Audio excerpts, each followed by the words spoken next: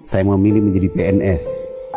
Memilih jadi PNS, pegawai Nabi Shallallahu Alaihi Wasallam. Masya Allah, Allahumma sholli ala Muhammad. Jadi merintis jalan dakwah aja di Jayapura. Alhamdulillah. Ketika merintis awal berdialog dengan salah satu keluarga. Ini sekitar tahun berapa nih Ustaz? 84 ini? 80-an. Oh 80-an ya? Sebelum 84 lah? Sebelum. Alhamdulillah, saya datang hari pertama ke tempat dia bilang saya tidak terima kamu. Itu saya ke kantornya. Saya ke tempat ibadahnya untuk minta waktu, dia bilang, karena ini jamaat banyak jadi tidak menerima tamu.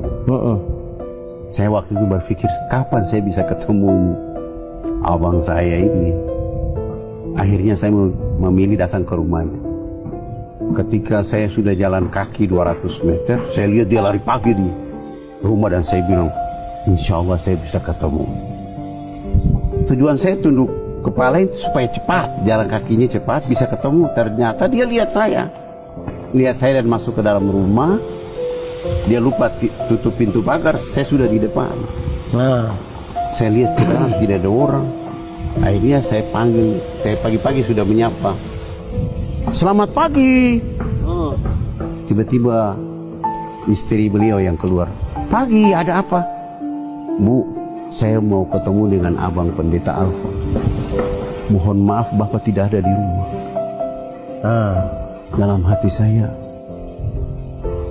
perasaan tadi lari pagi. Tadi dia baru lari kok tiba-tiba tidak ada. Tapi saya tidak bahas itu. Saya bilang ya terima kasih, saya pulang. Besok pagi hari kedua saya datang lagi.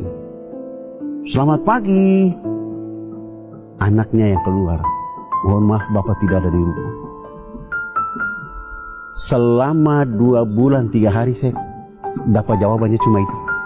2 bulan 3 hari Ustaz tiap pagi datang. Tiap pagi datang ke rumah terus. Bahkan di bulan yang kedua itu hari ke-15, bulan kedua saya datang, saya bilang selamat pagi. Satu keluarga itu ancam saya, Anda ini tidak bosan tiap pagi datang ke rumah ini, seakan-akan ini rumah ini menjadi pekerjaan Anda. Kami sudah bilang tidak ada, masih saja paksa datang ke sini. Saya pulang, tapi subhanallah,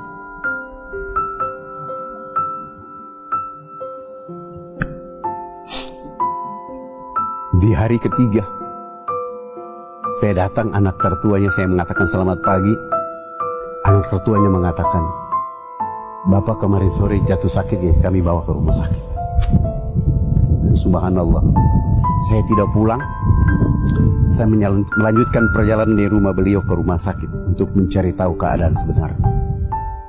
Dan subhanallah, dijawab oleh orang informasi, beliau masuk dan ada di kamar nomor 48. Saya juga tidak langsung ke kamar itu. Saya keluar, beli buah-buahan, bikin jadi parcel. Saya pegang dan tepat jam 9 pagi saya ketuk pintu kamar itu. Selamat pagi. Istrinya langsung menjawab, pagi, silakan masuk. Saya dalam hati saya, dia kan tidak tahu siapa yang selamat pagi itu. Tapi begitu saya masuk, saya lihat wajah beliau sudah mulai galau dan saya hibur beliau bahwa, Bunda, saya dapat kabar abang jatuh sakit sehingga saya beli buah-buahan untuk beliau. Nanti kalau beliau bangun tidur, salam hormat buat tadi Fadlan dari sini. Saya begitu taruh parcel di atas meja, saya mau keluar. Subhanallah, abang pendeta Alfon dari tempat tidur langsung menyapa saya. Pagi Pak Fadlan. Saya batal keluar. Saya mendekati salaman dengan beliau dan saya bilang, abang, hari ini saya dapat rahmat yang luar biasa dari Allah. Karena saya sudah cari abang 2 bulan 3 hari. Sebenarnya abang tidak sakit, tapi abang membuat satu pendidikan keliru terhadap anak dan keluarga selama 2 bulan 3 hari. Sehingga Allah membuat abang sakit supaya saya ketemu di tempat. Nanti kalau abang sembuh, jangan lagi mengulangi perbuatan salaman, Cipiki-cipikan saya keluar. 5 hari kemudian beliau pulang ke rumah. Hari ke-6 saya datang. Subhanallah, saya sudah tidak ditolak seperti 2 bulan 3 hari lalu. Saya disambut dengan riang gembira. Lalu saya cerita tentang saya sebagai anak muslim dari negeri ini, menceritakan kepada beliau bahwa Islam ini bla bla bla sampai tingkatan. Sampai jam 12 saya pamit pulang. Beliau bilang sama saya, "Lan, usahakan besok datang lebih pagi lah." Subhanallah, besok pagi saya datang dari jam 7.30 sampai duhur. Beliau sudah siapkan satu tempat untuk saya sholat duhur. Selesai sholat duhur, saya lanjutkan sampai asar. Dan itu saya lakukan 5 hari berturut-turut. Menjelang waktu asar, beliau dan keluarga menghadap saya dan mengatakan, "Hari ini kami akan mengucapkan 2 kali syahadat." Wow.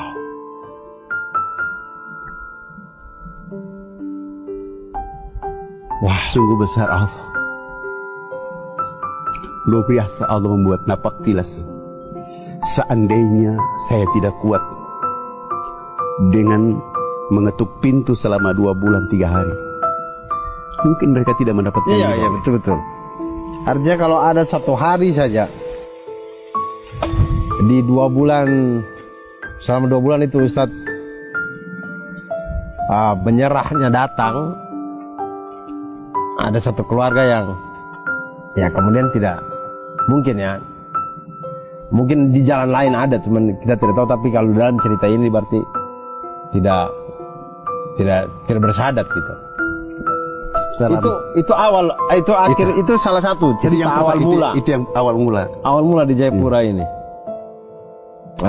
Setelah itu, alhamdulillah mereka sudah bisa sholat, mereka sudah bisa mengaji,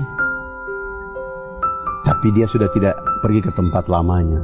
Iya. Konsekuensi dari perjalanan itu saya ditahan untuk menginap di penjara selama 3 bulan. Oh, bisa masuk penjara 3 bulan. Alhamdulillah. Dan ternyata saya di penjara itu saya lebih happy. Happy pertama, saya berdakwah pada teman-teman yang ada di dalam. Yang kedua, peluang 3x4 bagi saya itu membuat hubungan saya dengan Allah itu tanpa batas. Dan saya tidak di penjara. Dalam hati saya tidak di penjara. Karena setiap detik ucapan memuji Allah itu keluar dari lisan. Di saat-saat tertentu saya membaca kitab suci Allah. Dan selama 3 bulan itu hari-hari happy dengan keadaan itu. Kamar kecil itu tidak ada batasan, pandangannya semakin luas ke depan.